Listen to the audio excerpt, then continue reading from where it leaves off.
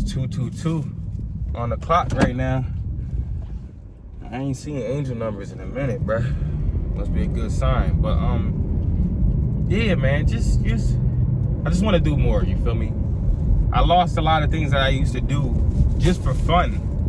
That's why I like this break from YouTube. That's why I missed it so much talking to y'all, because it's like the things that I used to like, I'm starting to grow out of, because you just start to realize what the things that are important, but you start to lose your little fun things that you do. Like, you know what I'm saying? I used to be a big dancer. I used to dance all the time. It's like anybody knew me. If music came on, I was dancing regardless. I didn't care who was there. I don't care who was watching.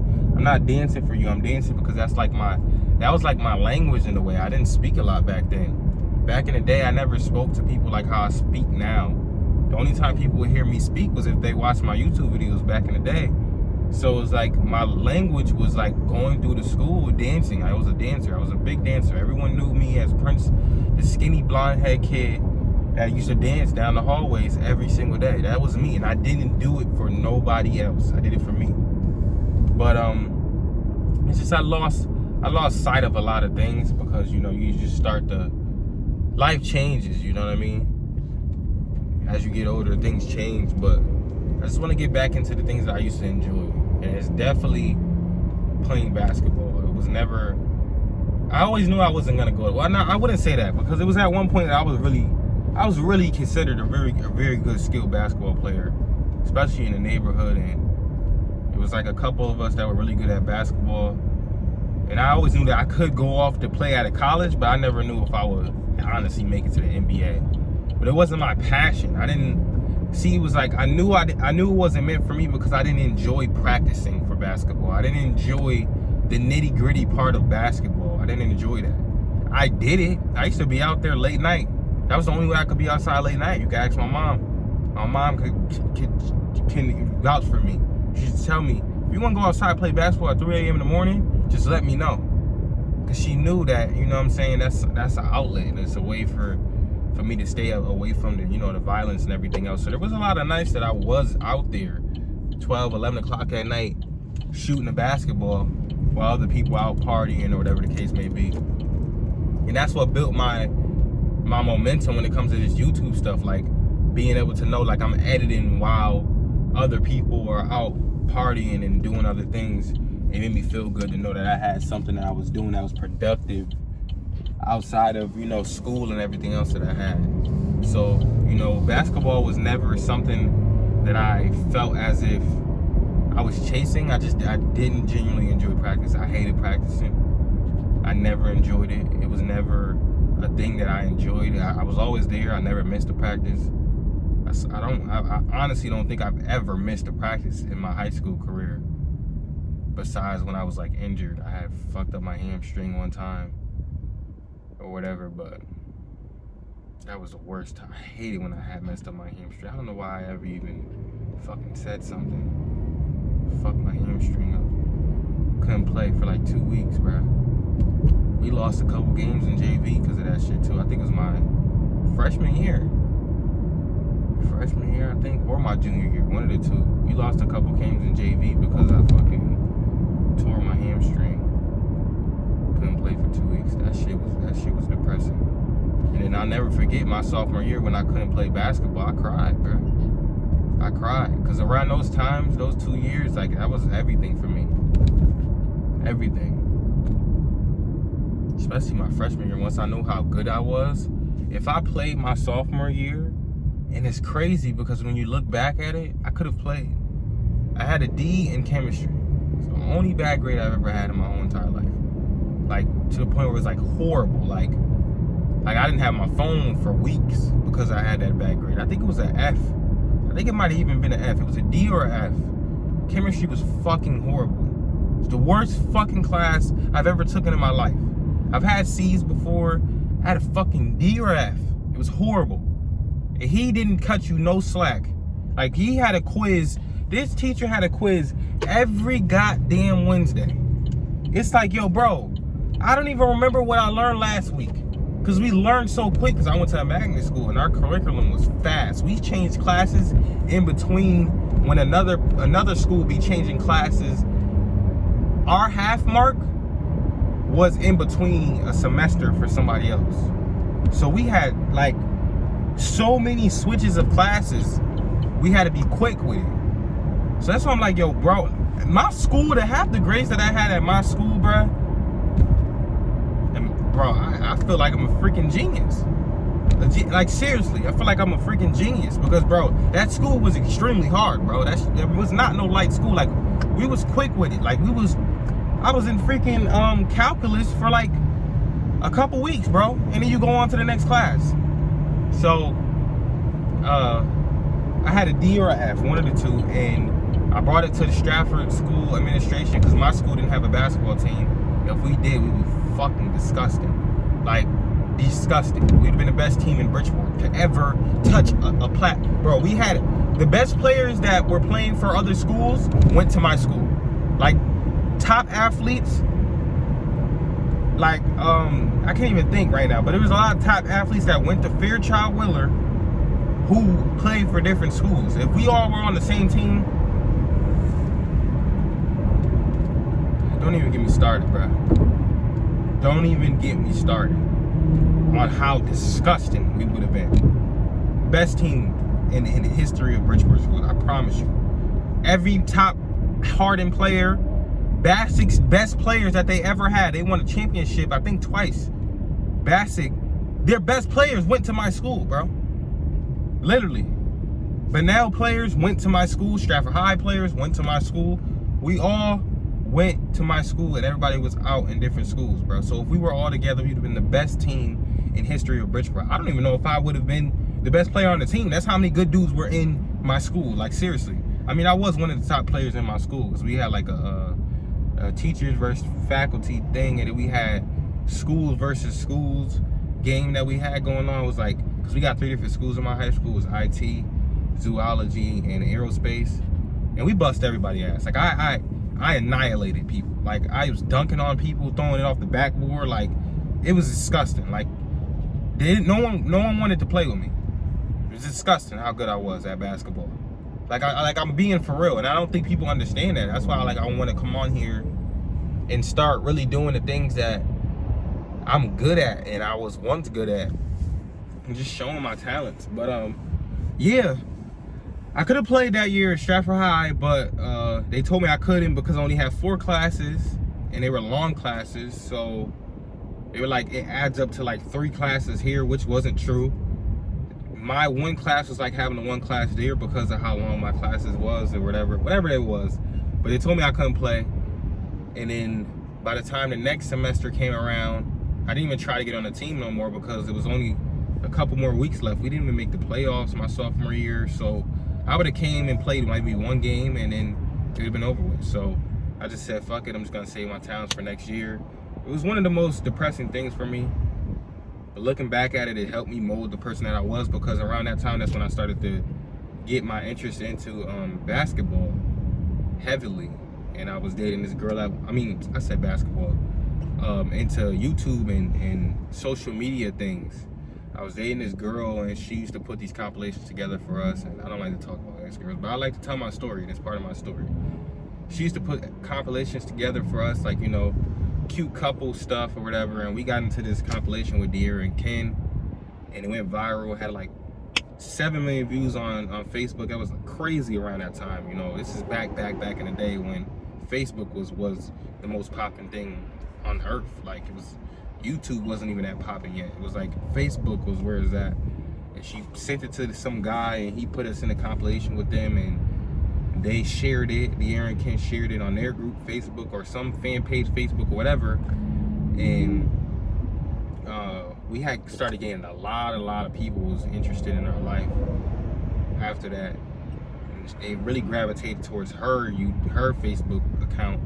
And we used to go live on her Facebook, and hundreds of people was watching us, just sitting there talking to Facebook Live. It was a crazy thing, and that's when I started to realize how much I enjoyed being on the camera and seeing how much people were interested in my life.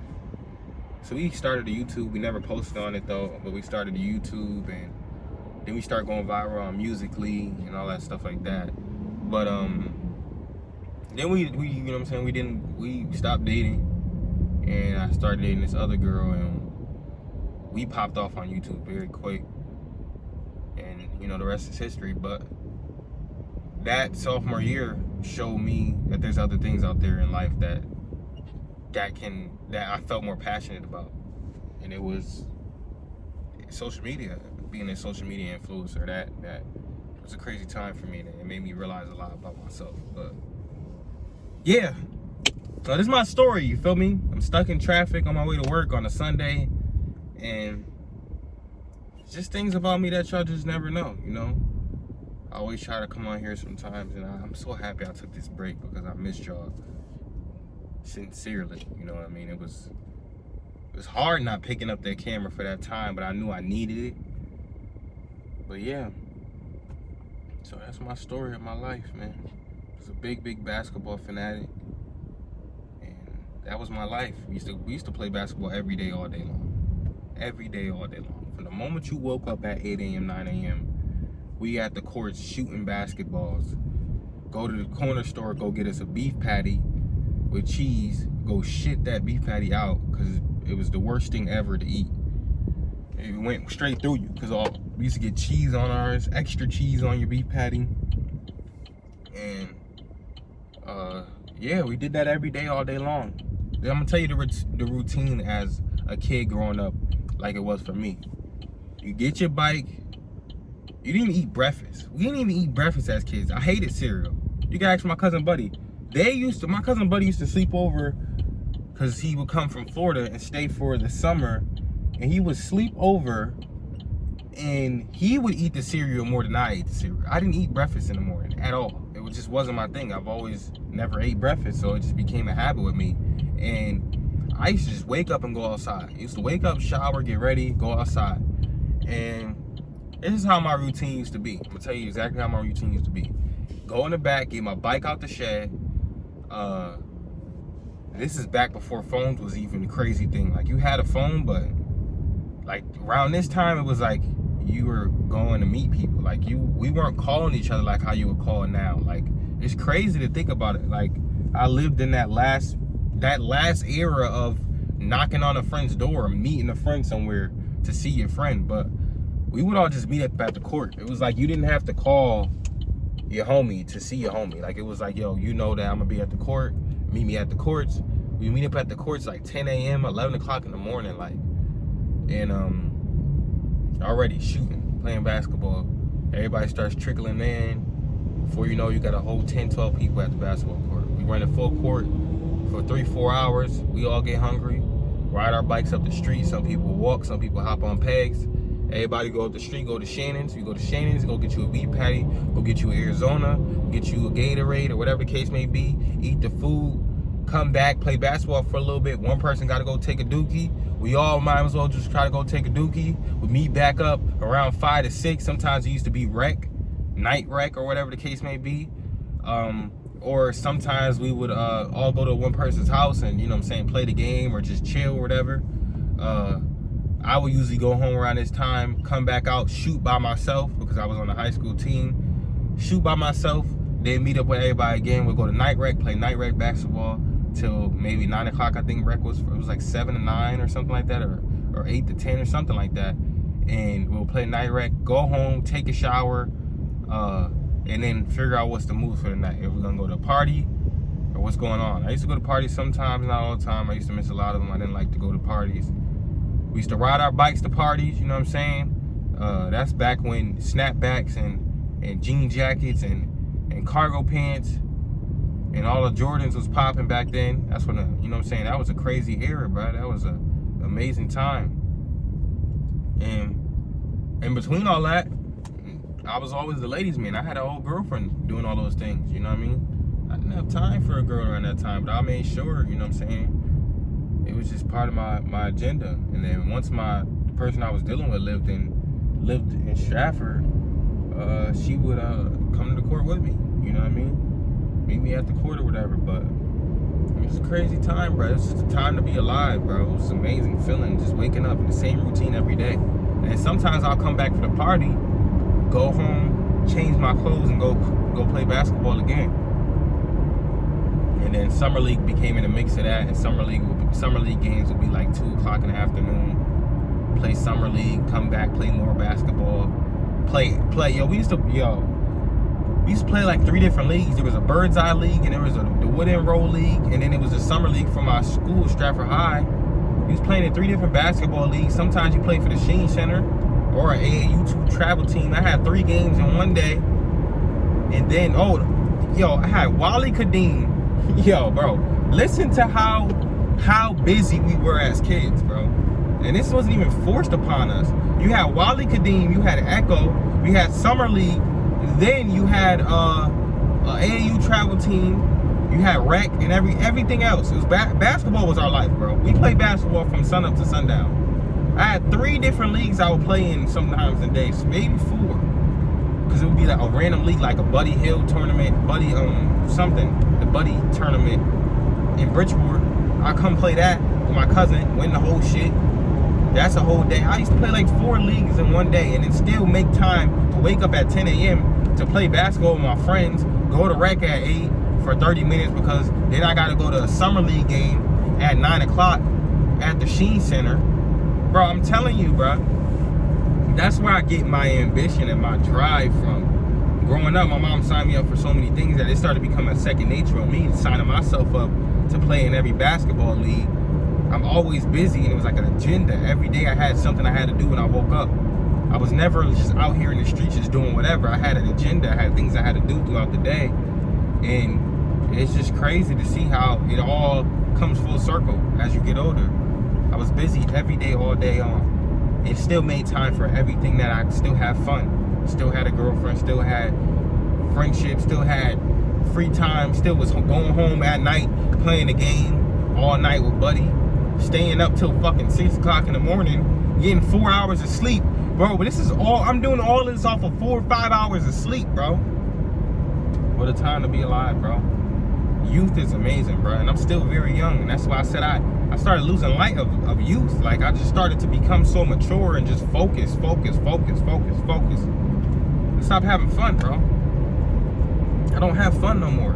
That's why I say yesterday was the best thing ever for me. That was the funnest I've ever had in a long time. I didn't want to leave, but I started getting hungry. We didn't prepare properly because we're not young like how we used to be. Well, we didn't prepare properly. I didn't eat before I left the house. I didn't grab nothing to drink so that I would be good while I'm there. It was like a lot of things I didn't do, but it was like, yo, I enjoyed